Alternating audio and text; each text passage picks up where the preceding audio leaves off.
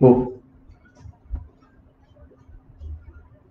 आज के आषाढ़ी कार्तिकी महामंडल जबलपुर द्वारा आयोजित इस नित्य ज्ञान यज्ञ भक्ति यज्ञ में शामिल सभी भक्तों को मैं सादर नमस्कार करता हूं।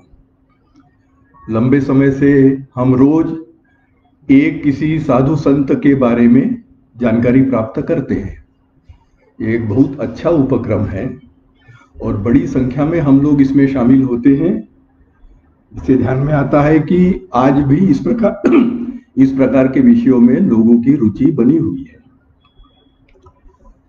आज मुझे जो कहा गया है, राष्ट्रीय स्वयंसेवक संघ के द्वितीय सरसंघ चालक परम पूज्य श्री गुरु जी के जीवन का जो आध्यात्मिक पहलू है उसके बारे में मैं कुछ बताऊं। सबसे पहले मैं प्रारंभ में ही आयोजनकर्ताओं को बहुत बहुत धन्यवाद देता हूं कि उन्होंने मुझे यह अच्छा अवसर प्रदान किया है कि परम पूज्य गुरु जी के जीवन के आध्यात्मिक पहलू के बारे में कुछ बताऊं। तो सारे आयोजकों को मेरा धन्यवाद, खास करके मेरे जो मित्र है जबलपुर के सदानंद गोडबोले जी, उनका मैं विशेष धन्यवाद करता हूं क्योंकि उन्होंने ही मुझे इस विषय के बारे में बताया।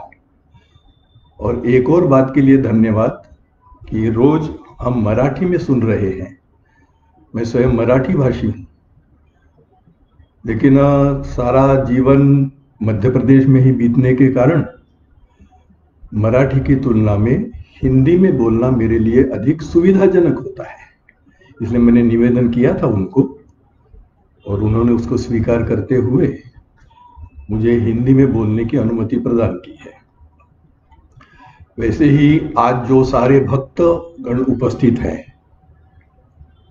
वो भी बधाई के पात्र हैं कि इतने अच्छे आयोजन में उनका रोज योगदान हो रहा है।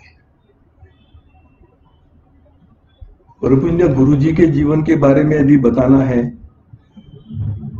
तो बाकी सारी बातें तो बहुत बड़ी मात्रा में लोगों की जानकारी में रहती है, अनेक पुस्तकें उपलब्ध हैं, लेकिन उनके जीवन का यह जो आध्यात्मिक पहलू है इसके बारे में बहुत कम जानकारी, बहुत ही कम जानकारी है।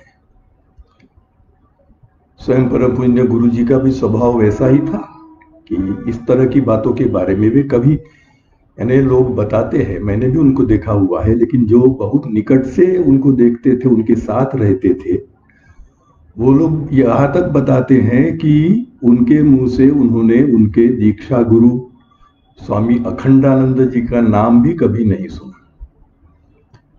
शायद आध्यात्मिक जगत में यह परंपरा रही है कि ऐसे जो इतने बड़े स्तर के लोग होते हैं, गुरु जैसे, उनका नाम नहीं लिया जाता, उनको स्मरण किया जाता है। इसी कारण से उन्होंने कभी भी अपने गुरु अखंडानंद जी का नाम भी नहीं लिया था।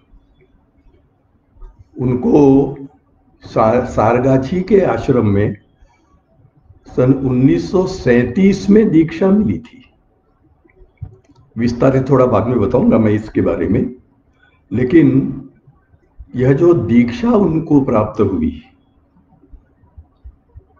उस समय उनके मन में क्या भाव थे, उन्होंने उन भावों को अपनी डायरी में लिख करके रखा है। स्वांत सुखाय लिखा है,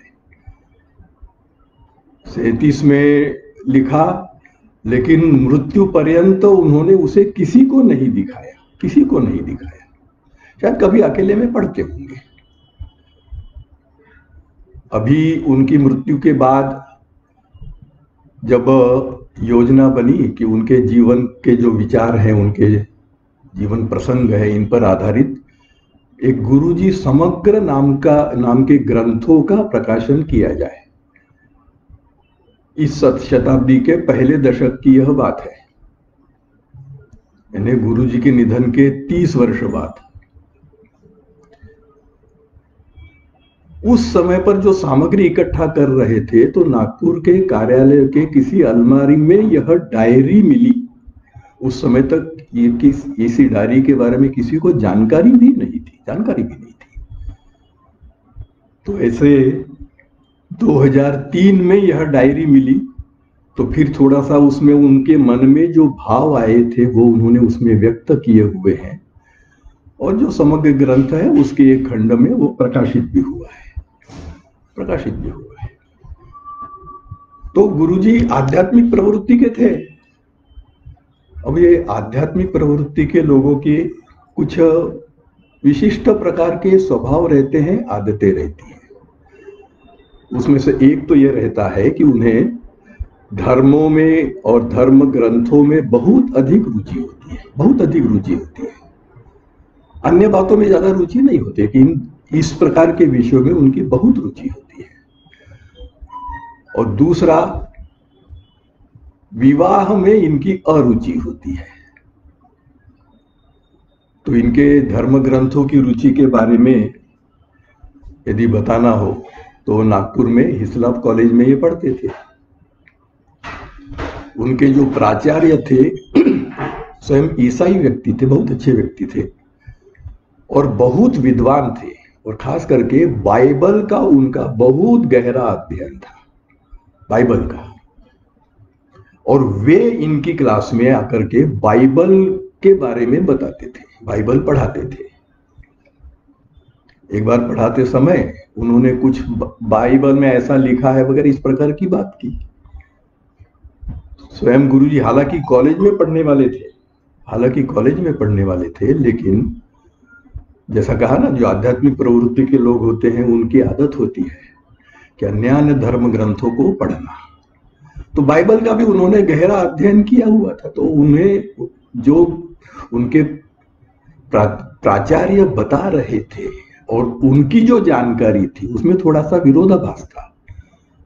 तो उन्होंने, उस समय पर ऐसा वातावरण था, बोल सकते हैं शायद उस कॉलेज में था, तो उन्होंने खड़े होकर के बताया कि नहीं, आप जो बता रहे हैं वो अब ऐसा नहीं है, ऐसा है। अब वे भी स्वयं बाइबल के बड़े विद्वान थे, तो उन्होंने कहा कि नहीं नहीं नहीं, थोड़ी बहस हुई। तो बाइबल मंगाई गई क्लास में, और फिर पाया गया कि माधव राव यानी गुरुजी वे सही हैं, और जो उनके प्राचार्य थे उनके द्वारा त्रुटि हुई है। उन्होंने बड़े मन से इस बात को स्वीकार भी किया और गुरुजी की प्रशंसा की कि आप बहुत अच्छा जानते हैं। तो धर्म ग्रंथ यानी केवल हिंदू धर्म ग्रंथ नहीं, अन्य भी धर्म ग्रंथों का गहरा अध्ययन ये इन लोगों की आदत होती है, आध्यात्मिक गुरु। दूसरा, शादी का विषय आता है। अब गुरुजी यानी अपने माता पिता के जो 11 संतानें हुई थी उनमें से एकमात्र जीवित संतान थे। ईश्वर की लीला है। तो एकमात्र जीवित लड़का, तो स्वाभाविक रूप से उनको लगता था इसने शादी करनी चाहिए तो वंश चलेगा। पहले पिताजी ने बात की, तो पहले तो टालते रहे, लेकिन जब उन्होंने जरा अधिक आग्रह पूर्वक पूछताछ की तो बोले कि मेरी शादी करने की इच्छा नहीं है, मुझे शादी करके सुख नहीं मिलेगा। इस पर भी आप जैसा कहें। अब पिताजी ने समझ लिया कि इसकी रुचि नहीं है, तो पिताजी की ओर से वो विषय समाप्त हो गया। लेकिन माँ तो माँ होती है ना, तो माता जी वो विषय पकड़े हुए थी। तो आखिर में जब गुरुजी मान ही नहीं रहे थे तो माँ ने कहा कि अरे अब तुम अकेले हो, तुम्हारे कोई और भाई बहन नहीं है, केवल तुम अकेले हो, तो तुम यदि शादी नहीं करोगे तो अपना वंश समाप्त हो जाएगा। तो इस पर गुरुजी ने जो बात कही उसी भाव पर एक काव्य भी है, मराठी में है, जो मराठी के जानकार, संभवतः स्वातंत्र्यवीर सावरकर जी का रचित वह काव्य है। मराठी में है, अमर होयती वंशलता निर्वंश जिचा देशा करिता, यानी वो वंश अमर है जो देश के लिए निर्वंश हो जाता है। यानी अपना वंश निर्वंश हो गया तो भी कोई चिंता की बात नहीं, लेकिन देश के लिए काम करना है, धर्म के लिए काम करना है, संस्कृति के लिए काम करना है, इतना बड़ा काम है। तो फिर गुरुजी की माताजी ने भी वह विषय उसके बाद में छोड़ दिया विषय। आध्यात्मिक प्रवृत्ति को तो थे ही, तो ठीक है, एक विशिष्ट प्रकार का अध्ययन तो करना ही होता है, तो उन्होंने किया हुआ था। उसके आधार पे इनका काशी हिंदू विश्वविद्यालय में प्राध्यापक के पद पर इनकी नियुक्ति हुई। अब ये छात्रों में बहुत लोकप्रिय थे, क्योंकि उनकी हर प्रकार की सहायता करने के लिए तत्पर रहते थे, हर प्रकार की सहायता करने के लिए तत्पर। तो इस कारण आदर पूर्वक ये छात्र उनको गुरुजी इस नाम से बुलाते थे। धीरे धीरे यह गुरुजी नाम इनका प्रचलित हो गया, अन्य लोग भी गुरुजी कहने लगे, सब लोग फिर धीरे धीरे उनको गुरुजी कहने लगे। गुरुजी संघ के सरसंघ चालक बने थे बाद में, लेकिन बहुत देर के बाद इनका संघ में प्रवेश हुआ था, यानी नौकरी लगने के बाद 1931 में काशी में जो संघ की शाखा थी उसमें ये शामिल हुए थे। तो हाँ ठीक है, अच्छा काम है, यहां तक भाव था, इसलिए कभी कभी संघ की शाखा में चले जाया करते थे, फिर थोड़ा सा नियमित भी हो गए। लेकिन इनका मुख्य झुकाव जो है वो अध्यात्म की ओर बना रहा, और इस कारण से कुछ समय बाद उन्होंने वह नौकरी इत्यादि छोड़ करके नागपुर वापस आए। और उनके एक मित्र थे, आगे चल करके इनके माध्यम से गुरुजी के बारे में बहुत जानकारियां प्राप्त हुई, अमिताभ जी महाराज।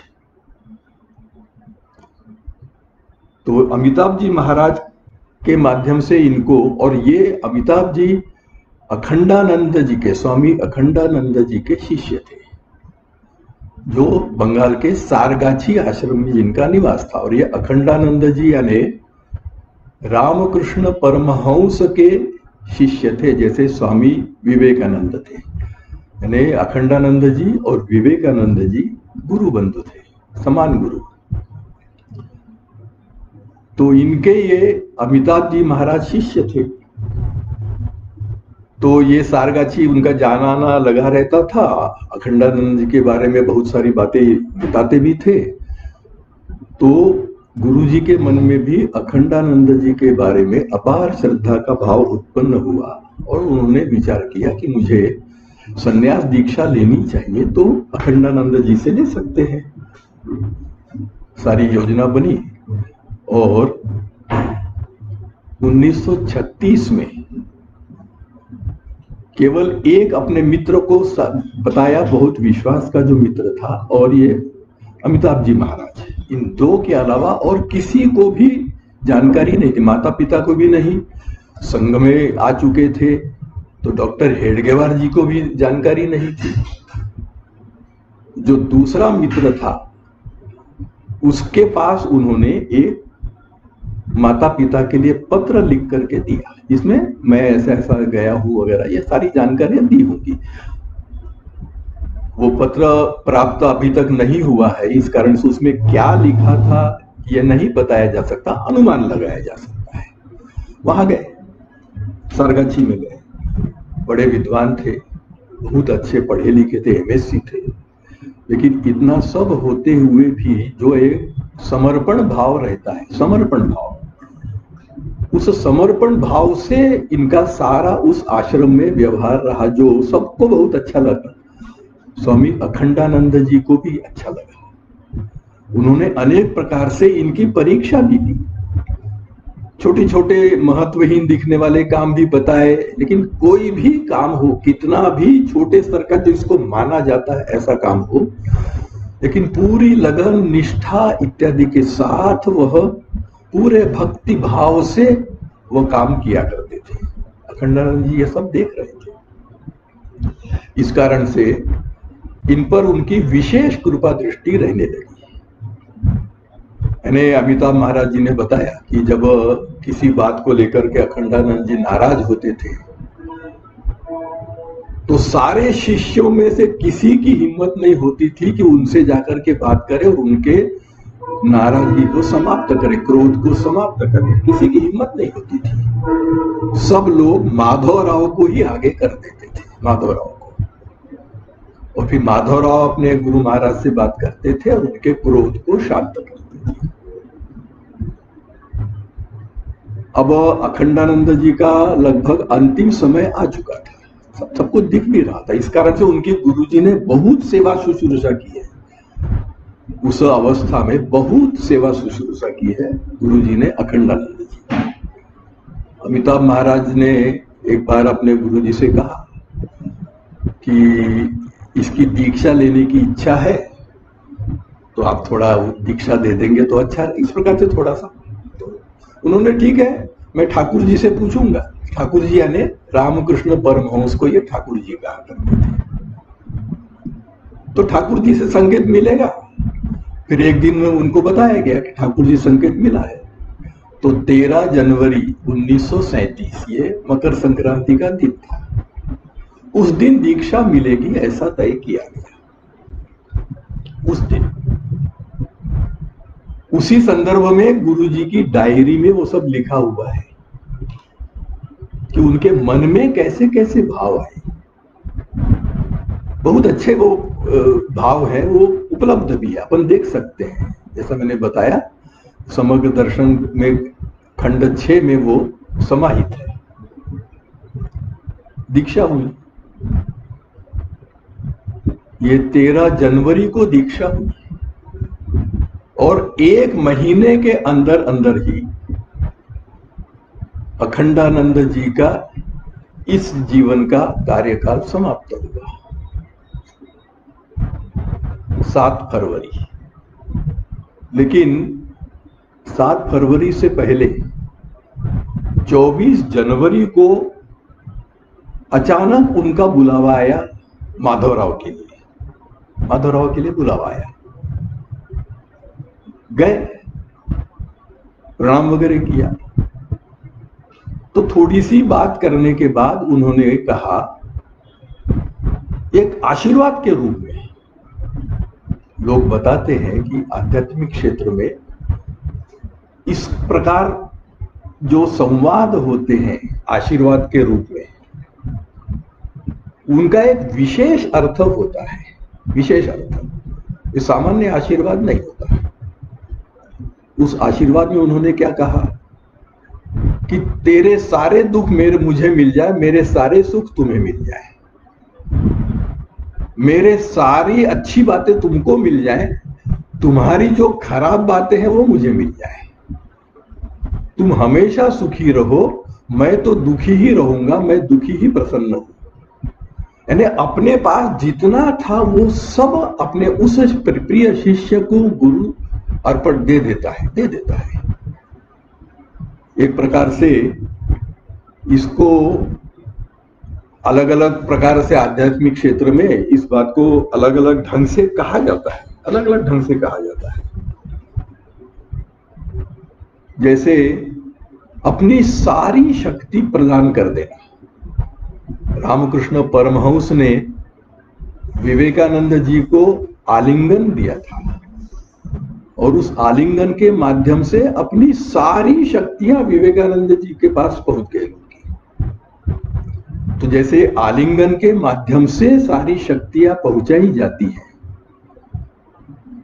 ऐसा कहते हैं कि कृष्ण ने अर्जुन को भी आलिंगन दिया था और सारी शक्तियां उस तक पहुंची थी। आध्यात्मिक क्षेत्र की बात है। हम जैसे सामान्य लोगों को यह बात पूरी तरह समझ में नहीं आ सकती है। तो आलिंगन के द्वारा या विशेष आशीर्वाद के द्वारा गुरु अपनी सारी बातें शिष्यों तक पहुंचा देता है। और जैसा मैंने बताया कि 7 फरवरी को उनकी ये लीला समाप्त हुई। तो 13वीं वगैरह करने के पश्चात नागपुर वापस लौटने का हिसाब जमा। अमिताभ जी महाराज थे ही साथ में। अमिताभ जी महाराज वहां का नागपुर का जो रामकृष्ण आश्रम है, उस रामकृष्ण आश्रम में रहा करते थे। ये उन्हें उनके मामा के घर, यानी चूंकि माता पिता भी वहीं रहते थे, वहां न पहुंचा करके अपने साथ आश्रम में ले गए और उनसे एक काम करवाया। ये इनके बड़े गुरु भाई थे, यानी अमिताभ जी महाराज गुरु जी से बड़ी आयु में थे और उनसे पहले दीक्षा ग्रहण किए हुए थे, इसलिए उनका एक हक था गुरु जी पे। तो उनसे कहा कि नहीं, तुम मेरे साथ रामकृष्ण आश्रम में चलो। और वहां पर गुरु जी से उन्होंने एक काम करवाया। कौन सा काम करवाया? तो स्वामी विवेकानंद जी की जो शिकागो वक्तृता पर पुस्तक छपी थी, अंग्रेजी में थी, उसका मराठी में अनुवाद। तो इस 1 महीने भर जो रामकृष्ण आश्रम में रहे गुरुजी, वह विवेकानंद जी के शिकागो भाषणों का मराठी में अनुवाद का काम उन्होंने उस 1 महीने में किया और कहा कि ये अपने गुरु महाराज की इच्छा थी। अमिताभ जी ने कहा ये अपने गुरु महाराज की इच्छा थी। यानी एक प्रकार से हम ये कह सकते हैं कि जो दीक्षा अखंडानंद जी ने गुरु जी को दी थी, उसके संदर्भ में, उसके संबंध में एक प्रकार से दीक्षा दक्षिणा उन्होंने अपने गुरु को अर्पित की। ये मराठी में अनुवाद करके उनकी जो इच्छा थी कि ये सारी भाषाओं में अनुदित होना चाहिए, तो एक प्रकार से यह उन्होंने अपने दीक्षा गुरु को यह दक्षिणा समर्पित की। फिर घर वापस आए। संघ से जुड़ाव हो गया था, हेडगेवार जी से भी पहचान हो गई थी, जाना आना चालू हो गया था। लेकिन जिसको कहते हैं ना, जैसे अध्यात्म से वो पूरे मन से जुड़े हुए थे, वैसे अभी तक संघ से उस प्रकार से नहीं जुड़े थे, जाते आते थे।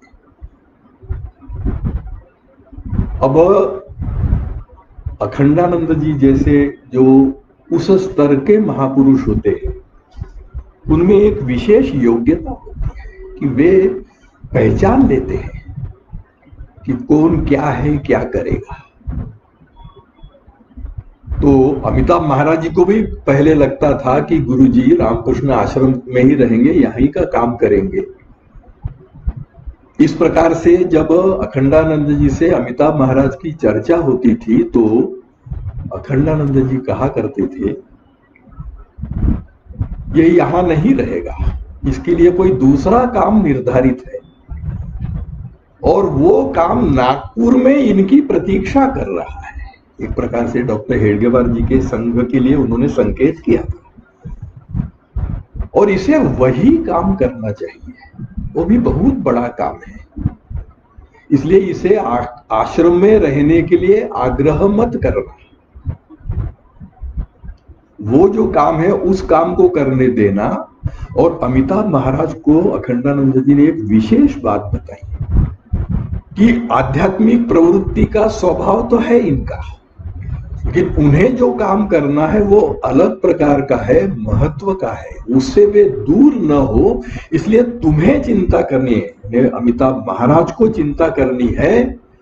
किस बात की चिंता करनी है? कि यह एकांतवास हिमालय में जाकर करने न लग जाए। यदि कभी वैसा भाव इनके मन में आता है तो तुम्हें उनकी चिंता करके उस भाव को दूर करना है, ताकि फिर से वे अपने उस कार्य से संलग्न हो जाएं जो उनके लिए निर्धारित है, यानी संघ का कार्य। अमिताभ महाराज जी बताते हैं, परम पूज्य गुरु जी के निधन के पश्चात भी 20 से अधिक वर्ष तक अमिताभ महाराज जी जीवित थे और कुल मिलाकर के गुरु जी के आध्यात्मिक जीवन के बारे में जितनी जानकारियां प्राप्त हुई है, उसमें से अधिकतम जानकारियां अमिताभ महाराज के माध्यम से प्राप्त हुई है। अमिताभ महाराज के माध्यम से अमूर्तानंद इनका बाद में नाम हुआ था, और मध्य प्रदेश के मोहीपुरा में इनका एक बड़ा आश्रम था, वहीं पर इनका निवास रहता था। परम पूज्य गुरुजी इनसे मिलने के लिए हमेशा जाया करते थे। वो उस आश्रम में रहते थे, मोहीपुरा के आश्रम में। नर्मदा नदी के तट पर बड़ा सुरम्य स्थान है, जनजातीय क्षेत्रों में अनेक प्रकार के सेवा कार्य इत्यादि चलते हैं। उन्होंने वहां पर शाखा भी प्रारंभ करवा दी, क्योंकि अमिताभ महाराज भी गुरुजी के कारण से कहे या अन्य बात से कहे कि संघ अच्छा है, शाखा अच्छी है, यह भी बढ़ना चाहिए, इस भाव के थे। वे बताते हैं कि 1962 में जब परम पूज्य गुरुजी की माता जी का निधन हुआ, उस समय पर इनके मन की जो स्थिति हो गई थी, सरसंघ चालक थे, लेकिन सरसंघ चालक होते हुए भी उनके मन की जो स्थिति थी, उसमें अब मुझे ये सब छोड़ करके हिमालय जाकर के एकांतवास में कुछ आध्यात्मिक साधना करनी चाहिए, इस ओर गुरुजी का झुकाव होने लगा था। अमिताभ महाराज के ध्यान में आया, उन्होंने गुरुजी से पर्याप्त समय तक चर्चा की, कई दिनों तक चर्चा की होगी, और उस विचार से उन्हें दूर किया कि भाई तुम्हारे लिए जीवन में यह काम निर्धारित है, इसे छोड़ करके हिमालय में जाकर के तपस्या करना, एकांतवास नहीं, तुम्हारा काम नहीं है। क्योंकि उनका स्तर, उनका कद उतना था, इसलिए वे गुरुजी को समझा सके। और दूसरे, पूज्य शंकराचार्य जी का एक संदेश आया था, शोक संदेश।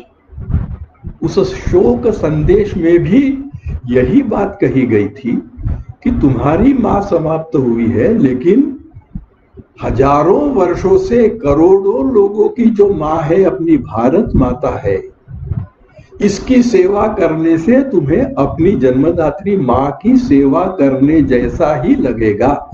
इसलिए तुम इस भारत मां की सेवा में लगे रहो, तो मातृ वियोग का दुख तुम्हें नहीं होगा। यह शंकराचार्य जी का शोक संदेश आया था। तो यह शोक संदेश और अमिताभ महाराज जी का समझाना, इन बातों के कारण से गुरुजी का हिमालय जाकर के एकांतवास में रहने का जो विचार था वह समाप्त हुआ। यथावत गुरुजी अपना काम करते। गुरुजी भी अपने आप को बहुत रोके हुए थे, क्योंकि मूल स्वभाव तो वो था। उनके साथ जो स्वीय सचिव थे डॉक्टर आबाजी थत्ते, ये हमेशा उनके साथ रहा करते थे प्रवास में। एक बार गुरु प्रवास के दौरान, उस क्रम में एक बार बद्रीनाथ में प्रवास निर्धारित हुआ था। बद्रीनाथ के संघ के कार्य के लिए प्रवास है, तो मैं कहीं भी जाऊंगा, लेकिन कुछ ऐसे कारण हो गए कि जिसके कारण से बद्रीनाथ में इनका निवास बढ़ गया, और वो 6, 7, 8, 10 दिन का भी हो सकता है, ऐसी स्थिति हो गई। आबाजी थत्ते बताते हैं कि 1-2 दिन जब ऐसे बीत गए, अतिरिक्त दिन, निर्धारित दिनों के अलावा, तो आबाजी बोलते हैं गुरुजी ने मुझे बुलाया और कहा, आबा मुझे जल्दी यहां से ले चलो, otherwise you will lose your Sarsanghchalak. तुम्हें तुम्हारे सरसंघ चालक चले जाएंगे, क्योंकि वहां का वातावरण, हिमालय का वातावरण, वो उनको अध्यात्म की दिशा में खींच रहा था। गुरुजी उसको रोके हुए थे, और जब यह वास्तव उनका बद्रीनाथ में बढ़ने लगा, तब जाकर के उन्होंने सचेत किया। गुरुजी को आबाजी तुरंत ले भी गए। तो गुरुजी भी सचेत रहा करते थे कि मैंने अपने अध्यात्म प्रेम के कारण, मेरे हाथ में जो संघ कार्य है, मेरे लिए जो संघ कार्य निर्धारित है, उसमें किसी प्रकार की भी बाधा उत्पन्न न हो। तो 2 बार तो जो जानकारी है कि उनके जीवन में ऐसे प्रसंग आए थे, एक गुरुजी की माता जी का निधन, उस समय पर विचार आया था, और दूसरा यह जो बद्रीनाथ में उनका रहने वाले दिन बढ़ गए थे, उस समय पर। सरसंघ चालक तो हुए, लेकिन सरसंघ चालक बनने से पहले की क्या स्थिति थी? देखिए, गुरुजी ने सेवा भाव तो गुरुजी में कूट कूट के भरा हुआ था, लेकिन जिन दो विशेष महापुरुषों की उनके बीमारी में पूरी तरह से समर्पण भाव से सेवा की हो, तो एक अखंडानंद जी और दूसरे परम पूजनीय डॉक्टर हेडगेवार। उनकी जो अंतिम बीमारी थी, उस अंतिम बीमारी में पूरे समय गुरुजी उनके साथ रहा करते थे, उनकी सेवा शुश्रूषा के लिए। एक मिनट के लिए भी उनसे अलग नहीं होते थे, बिल्कुल उनके साथ ही लगे रहते थे। बाद में गुरुजी ने स्वयं बताया हुआ है, स्वयं बताया हुआ है, मैं बिल्कुल संक्षेप में बताऊंगा, उन्होंने बड़े विस्तार से बताया था। एक तो गुरुजी कहते हैं कि मुझे मेरे ज्ञान का अहंकार था, ये स्वयं गुरुजी के शब्द हैं। वास्तव में इतनी पुस्तकें पढ़ी हुई थी, जैसे बताया ना, कॉलेज में रहते हुए बाइबल का इतना गहन अध्ययन कि बाइबल के विशेषज्ञ की बात को गलत सिद्ध कर दिया, इतना गहन अध्ययन बाइबल का। तो हजारों ग्रंथ उन्होंने पढ़े हुए थे, अत्यंत विद्वान थे। तो गुरुजी कहते हैं कि मुझे थोड़ा सा अपनी विद्वत्ता का अहंकार हो गया, लेकिन यह अहंकार कैसे दूर हुआ? तो इस बीमारी की अवस्था में उनसे मिलने कुछ लोग आते थे,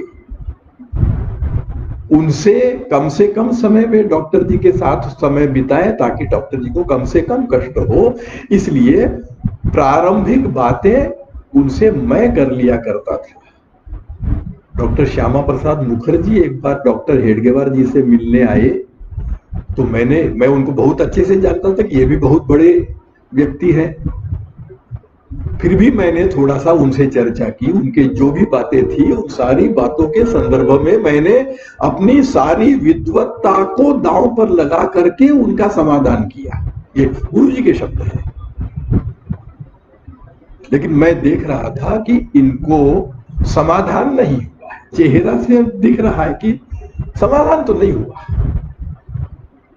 फिर अंत में फिर डॉक्टर हेडगेवार जी के पास ले गए, 5-10 मिनट केवल उनसे चर्चा हो पाई, क्योंकि ज्यादा समय नहीं लगा। और गुरुजी कहते हैं कि मुखर्जी जी ने डॉक्टर जी के सामने वही प्रश्न रखे जो मेरे सामने रखे थे, और जिसका मैंने बड़ी विद्वत्ता से आधा पौन घंटा लगा करके उत्तर दिया था, उसी प्रकार का उत्तर बहुत कम शब्दों में, बिल्कुल सर्वसामान्य शब्दों में डॉक्टर जी ने उत्तर दिया। और मैंने देखा कि इनके चेहरे पर, डॉक्टर मुखर्जी जी के चेहरे पर पूर्ण समाधान है, पूर्ण समाधान। तब मुझे ध्यान में आया कि विद्वत्ता से कुछ नहीं होता है, व्यक्तित्व कैसा है, व्यक्ति का त्याग कैसा है, व्यक्ति का काम कैसा है, इसका महत्व होता है। तो ज्ञान से ज्यादा जो काम किया जाता है, जिस भाव से किया जाता है, जैसे किया जाता है, जितना किया जाता है, उसके आधार पर व्यक्ति की परख होती है। ये एक बात उनको ध्यान में आई। और दूसरी बात, यानी इससे भी श्रद्धा भाव तो बढ़ा, लेकिन एक दूसरी बात गुरुजी बताते थे कि जो मैंने देखी, और तब मेरा डॉक्टर हेडगेवार जी के प्रति 100% समर्पण का भाव उत्पन्न हुआ। तब तक नहीं था, 100% नहीं था। जैसा अखंडानंद जी की सेवा करते समय उनके बारे में 100% श्रद्धा का भाव था, वैसा डॉक्टर जी के बारे में मेरे मन में नहीं था। ये कब हुआ? लंबी बीमारी थी, अत्यवस्थ रहते थे, कभी बेसुध हो जाते थे, कभी बहुत ज्वर बढ़ता था, तो जैसे ज्वर में बड़बड़ाते हैं ना लोग, तो मन के अंदर की जो बात होती है वो बाहर निकलती है, व्यक्ति को मालूम नहीं होता कि मैं बोल रहा हूं। यह जो स्थिति आती है, और ऐसी स्थिति कई बार डॉक्टर साहब की आई, गुरुजी ने देखी। गुरुजी ने देखा कि डॉक्टर साहब इस बेसुध अवस्था में जो बोल रहे हैं वो सब मेरा देश मेरा समाज, मेरा देश मेरा समाज और संघ कार्य। देश की कैसी स्थिति है, काम कितना छोटा है, कैसे बढ़ेगा कैसे बढ़ेगा। तो जो 24 घंटे विचार मन में रहता है, बुखार की तीव्र बुखार की अवस्था में जब आदमी बड़बड़ आता है तो वे अंदर की बातें बाहर निकलती है। व्यक्ति को मालूम भी नहीं होता कि मैं ये बोल रहा हूं। जब डॉक्टर जी को गुरुजी ने इस स्थिति में देखा कि अरे ये कैसा व्यक्ति है, यानी देश समाज और फिर संघ कार्य, इस यही विचार 24 घंटे इसके मन में है, इसके लिए मैंने और करना चाहिए, मैंने और करना चाहिए। मैंने जिस संघ को प्रारंभ किया है उस संघ के माध्यम से और होना चाहिए। गुरुजी कहते थे, वो कहा करते थे, अरे 1939 आ गया, अभी तक संघ इतना देश भर में नहीं पहुंचा है, देश कैसे स्वाधीन होगा। तो ऐसा जो देश के प्रति समाज के प्रति उनका उच्च श्रेणी का अपनत्व का भाव देखा, तादात्म्य का भाव देखा, गुरुजी कहते हैं उसके बाद मेरे मन में उनके प्रति 100% श्रद्धा, और अब यही मेरा जीवन कार्य है, पूरे जिंदगी में मुझे अब यही काम करना है। ऐसा जो मेरा विचार बना वो डॉक्टर जी के बीमारी में उनकी इस अवस्था को देखने के बाद मेरा बना है। ये स्वयं परम पूज्य गुरु जी कहा करते थे।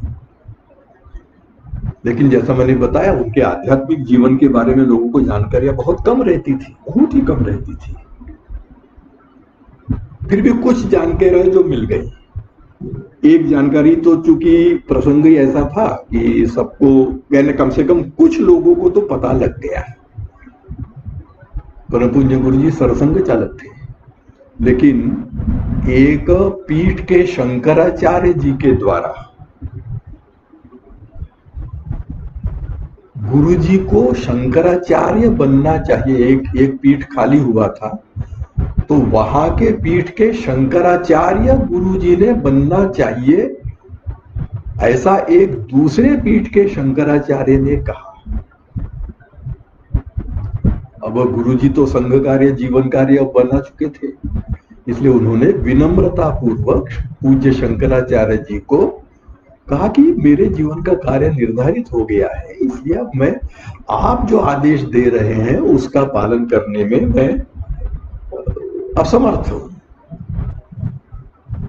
ठीक है, तब जब गुरु जी ने मना किया तो कोई दूसरे को यह प्रस्ताव गया।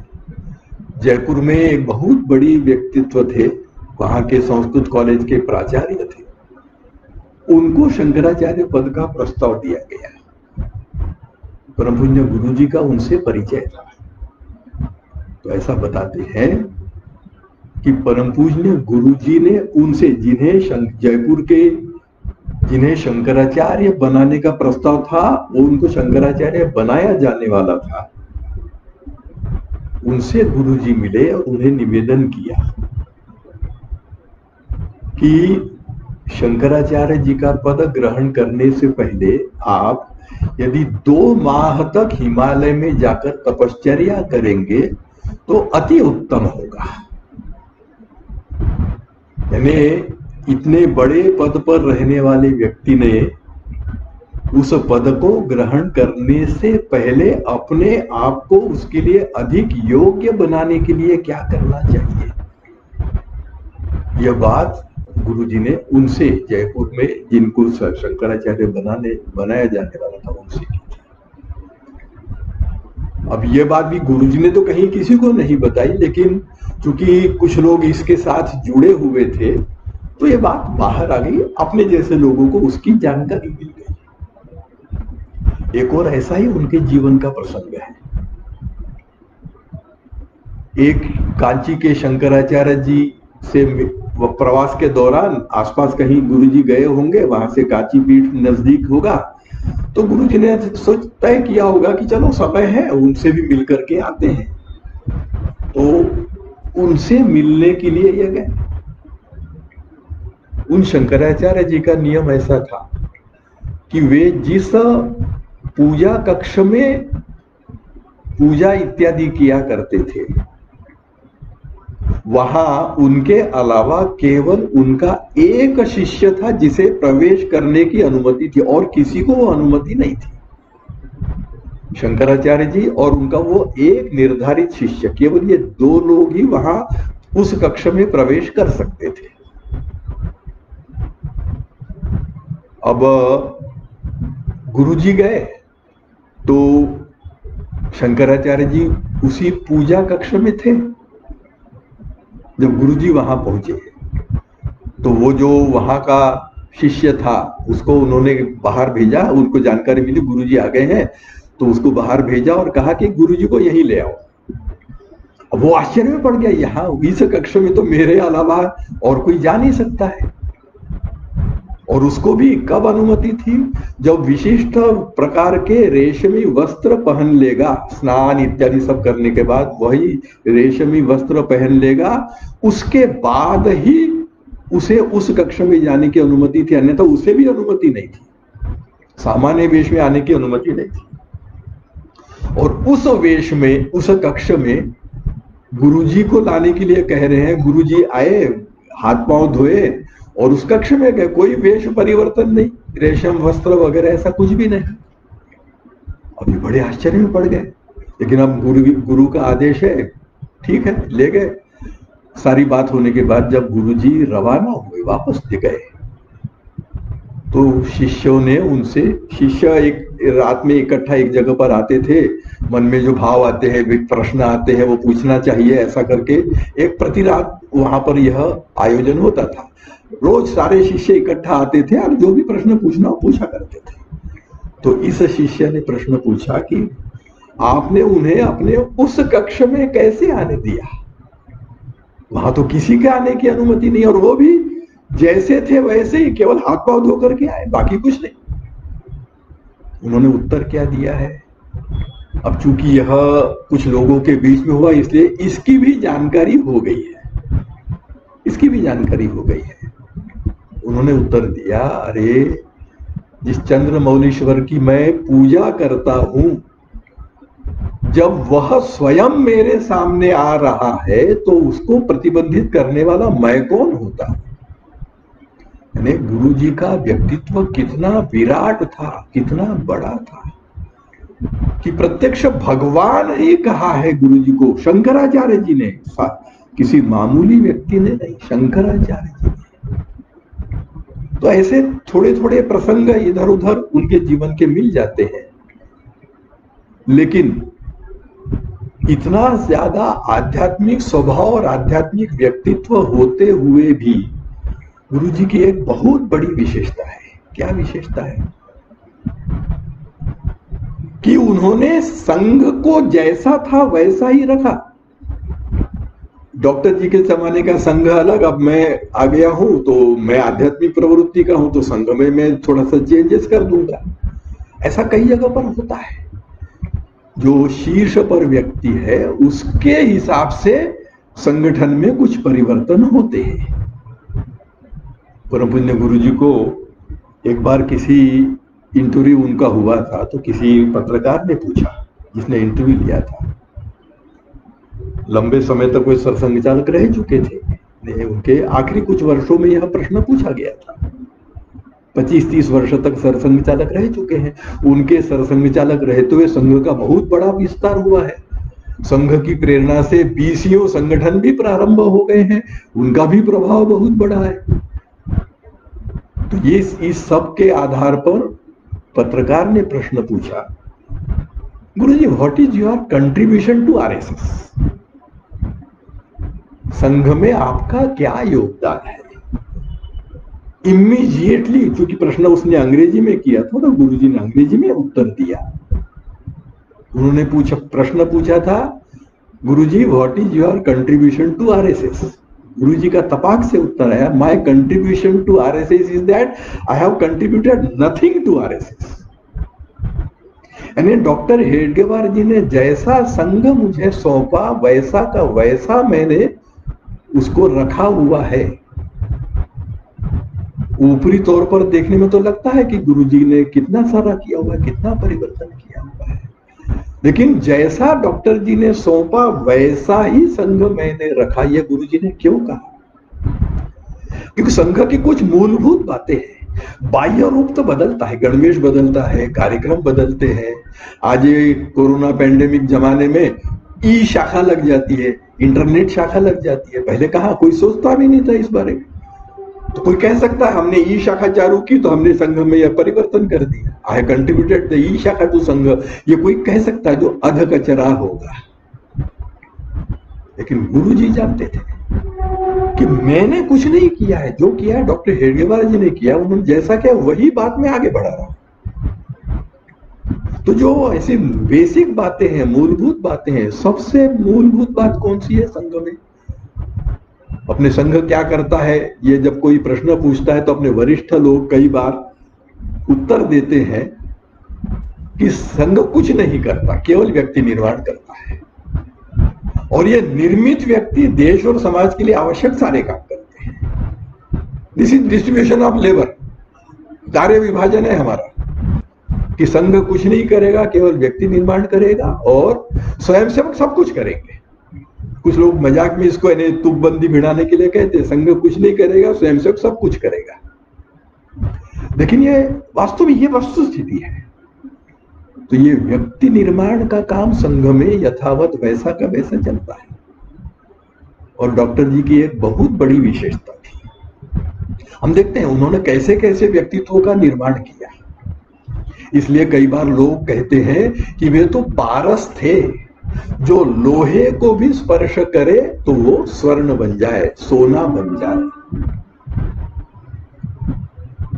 अपने कोई वरिष्ठ अधिकारी डॉक्टर जी के बारे में बताते समय इसके आगे बताते हैं, बोलते हैं डॉक्टर जी पारस से भी आगे थे, क्योंकि पारस लोहे को सोना तो बना सकता है लेकिन उसे पारस नहीं बना सकता, ताकि ये जो लोहे से सोना बना है यह किसी दूसरे को लोहे को स्पर्श करे तो वो लोहा भी सोना बन जाए, यह क्षमता इसमें नहीं आती। पारस में यह क्षमता नहीं, उसमें वो क्षमता उत्पन्न करे। डॉक्टर हेडगेवार जी में यह क्षमता थी कि उन्होंने लोहे को स्पर्श किया, उसे सोना तो बनाया, लेकिन उसे ऐसा सोना बनाया कि इसने जब आगे चल करके किसी लोहे को स्पर्श किया वो भी सोना बन जाए। और ये परंपरा अपन देख सकते हैं डॉक्टर हेडगेवार जी ने कैसे व्यक्तियों का निर्माण किया। बाला साहब देवरस, भाऊराव देवरस, यादवराव जोशी, माधवराव मुले, इन जैसे महापुरुषों को डॉक्टर हेडगेवार जी ने तैयार किया, उनका निर्माण किया। लेकिन आगे चल करके बाला साहब देवरस ने भी कैसे कैसे व्यक्तित्वों का निर्माण किया, भाऊराव देवरस ने भी कैसे कैसे व्यक्तित्वों का निर्माण किया। ने दूसरी पीढ़ी आ गई, उनमें भी वो क्षमता आ गई। उन्होंने जिनका निर्माण किया उन लोगों ने किन लोगों का निर्माण किया, आज 5 पीढ़ियां हो गई हैं। तो पीढ़ी दर पीढ़ी संघ के वरिष्ठ लोगों में यह क्षमता पारस से भी आगे बढ़ी। जो डॉक्टर हेडगेवार में क्षमता थी वह क्षमता आज भी अपने को दिखती है, आज भी अपने को दिखती है। फिर समाज के प्रति अकृत्रिम स्नेह रहना चाहिए। सब मेरे अपने हैं, यह भाव व्यवहार में उतरना चाहिए। यह संघ की विशेषता। इस विशेषता को गुरुजी ने आगे बढ़ाया, बदला नहीं। एक जगह पर आध्यात्मिक व्यक्ति थे तो व्रत, उपवास, पूजा अर्चना, साधना ये सब चलता रहता है आध्यात्मिक लोगों का। लेकिन परम पुण्य गुरु जी ने क्या किया, इससे संबंधित जो भी उनको करना है वो वे ऐसे समय करते थे जिस समय संघ कार्य नहीं किया जा सकता था। इसलिए लोग बताते हैं कि परम पूज्य गुरु जी बहुत सुबह उठ जाते थे, इतना कम सोते थे, देर तक जागना, सुबह जल्दी उठना, दिन भर प्रवास करना, विश्राम कहीं नहीं। कैसे करते थे वही जाने। लेकिन जो भी अध्यात्म से संबंधित, पूजा अर्चा से संबंधित उनके नित्य कर्म होते थे वे बड़ी सुबह उठ करके समाप्त कर देना, और जिसके बाद फिर संघ कार्य करने के लिए सारा दिन खाली रहे। उस समय पर ये पूजा अर्चा वगैरह ये सब जो है वो उस समय। उपवास भी आते हैं, कई व्रत रहते हैं, कुछ संकल्प रहते हैं। कुछ नहीं, एक संकल्प, संघ के माध्यम से देश की सेवा।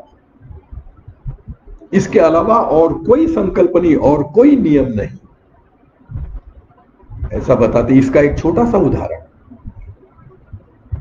प्रवास के दौरान किसी के घर जाकर, प्रवास में घरों में जाकर के भोजन होता है, साथ में अन्य का कुछ कार्यकर्ता रहते ही हैं, 5-6 कार्यकर्ता रहे होंगे, सब भोजन पे बैठे। उनमें से एक कार्यकर्ता भोजन पर नहीं बैठा। पूछा गया, आप क्यों नहीं भोजन कर रहे? नहीं, मेरा व्रत है कि मैं परान्न नहीं लेता, आज के दिन, इस व्रत वाले दिन मैं परान्न नहीं लेता, इसलिए मैं यहां भोजन नहीं करूंगा। अब परम पूज्य गुरु जी ने कहा, अरे तुम क्या, मैं भी परान्न नहीं लेता। अब गुरु जी भोजन पर बैठे हुए हैं, भोजन करने वाले हैं, और गुरुजी कह रहे हैं मैं भी परान्न नहीं लेता।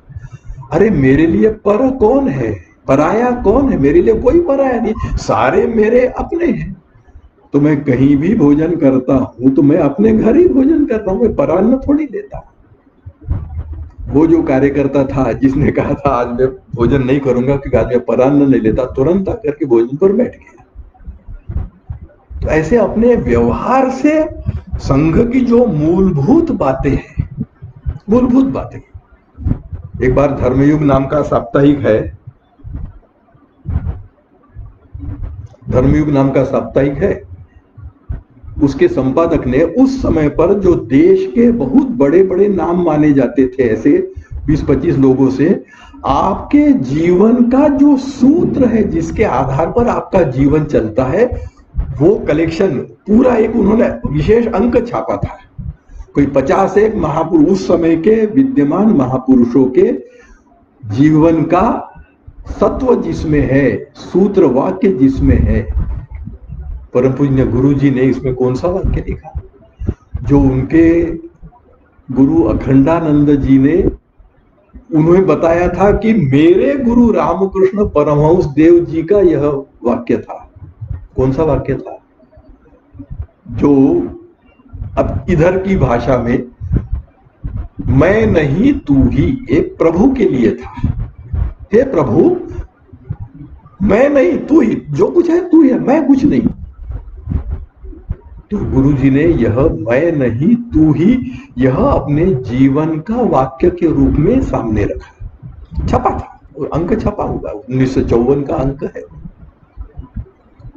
तो ऐसा अब इसमें मैं नहीं तू ही में शायद गुरु जी के सोच में कुछ बातें जुड़ गई। ईश्वर तो था ही, साथ में देश जुड़ गया। मैं नहीं देश, मैं नहीं तुम, यानी दूसरा व्यक्ति। मेरा महत्व नहीं, तुम्हारा महत्व है। मेरा महत्व नहीं, संघ का महत्व है। यानी मेरा महत्व नहीं, दूसरों का महत्व। यह भी संघ की बहुत बड़ी विशेषता। और फिर किसी ने एक बार, जैसे पूछा जाता है ना, तो सूत्र, जीवन सूत्र पूछा। मार्क्सवाद से जुड़े हुए एक बड़े व्यक्ति थे, उनसे पूछा कि आपकी सफलता का क्या रहस्य है? उन्होंने उत्तर दिया, परायों के प्रति, दुश्मनों के प्रति अतीव घृणा की भावना हमारी सफलता का रहस्य है। दुश्मन के बारे में हम जितनी ज्यादा घृणा करते हैं उतनी ज्यादा हम सफल होते हैं। गुरु जी से भी ये प्रश्न पूछा गया कि आपकी सफलता का क्या रहस्य है? उन्होंने कहा, अपनों के प्रति असीम स्नेह हमारी सफलता का रहस्य है। यह भी संघ की विशेषता है, यह भी संघ की विशेषता है। ऐसी सारी संघ की विशेषताओं को यथावत रखते हुए, और इसलिए परम पूज्य गुरु जी कह सके, my contribution to RSS is that I have contributed nothing to RSS। ऐसा जो उनका जीवन था, तो अपने आध्यात्मिक जीवन को छोड़ करके इधर आए, ऐसा नहीं था। आध्यात्मिक जीवन यथावत रखते हुए, लेकिन संघ कार्य में वह बाधा नहीं बनेगा, इसकी सावधानी रखते हुए। लेकिन संघ कार्यकर्ता आध्यात्मिक प्रवृत्ति का होना चाहिए। कोई भी बड़ा काम करने वाला व्यक्ति, उसमें आध्यात्मिक प्रवृत्ति होनी चाहिए, तभी वह सब लोगों को अपना मान सकता है। अन्यथा ये मेरा ये पराया, ऐसा ही भाव उसके मन में रहता है। तो ऐसा आध्यात्मिक प्रवृत्ति संघ के कार्यकर्ताओं में निर्माण करते हुए, और हम जानते ही हैं कि उनका जिस दिन देहावसान हुआ 5 जून 1973, आबाजी थत्ते बताते हैं, वे कभी भी प्रवास पर जाते थे नागपुर कार्यालय से, तो उनका जो गुरु महाराज का कमंडल उनको मिला हुआ था, वहां से लाए थे सारगाची से, उसे सरका कर रखते थे प्रवास पर जाते समय, और जब वापस आते थे तो उस कमंडल को फिर अपने पूर्व स्थान पर रखते थे। गुरु जी, अब इसका कोई आध्यात्मिक कारण होता, अपने को कारण नहीं मालूम, होगा कुछ कारण, लेकिन यह उनकी पद्धति थी। आबाजी थत्ते बताते हैं कि 5 जून को उनके स्वर्गवास होने के बाद हमने वो जब देखा सब कुछ, तो वो कमंडलू सरका हुआ था। यानी उन्हें आभास था कि आज मेरा निधन होने वाला है, यानी आज मैं लंबे प्रवास पर जाने वाला हूं, और इसलिए उन्होंने उस कमंडल को अपने स्थान से हटा करके थोड़ा अलग रख दिया था कि अब मैं प्रवास पर जा रहा हूं, वो कमंडल वापस अपने स्थान पर फिर कभी नहीं जाएगा। इस ऊंचे स्तर के आध्यात्मिक पुरुष के बारे में, उनके जीवन की कुछ बातों के ही संस्मरण सुनाने का समय था, उससे अधिक समय नहीं था। मैंने बीच में घड़ी भी देखी, शायद 5 मिनट ज्यादा ही हो गए हैं। मुझे यह अवसर दिया गया, इसके लिए आयोजकों का और जो बड़ी संख्या में श्रोता वृंद उपस्थित है, उन सबको नमन करते हुए और परम पूज्य गुरु जी के स्मृति को भी प्रणाम करते हुए मैं अपना कथन कहना समाप्त करता हूं। आप सबको मेरा बहुत बहुत नमस्कार।